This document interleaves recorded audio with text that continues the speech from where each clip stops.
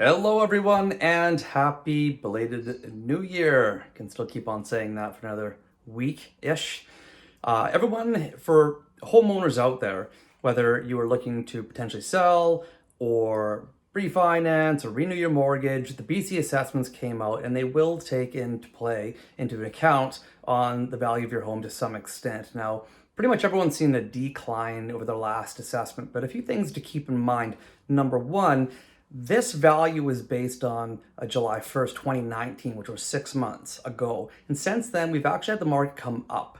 I wouldn't say a huge amount, but it still has come up a ways. And the past assessment was a year prior to a year and a half ago from today. So a lot has happened since then. So don't get too hung up on those numbers.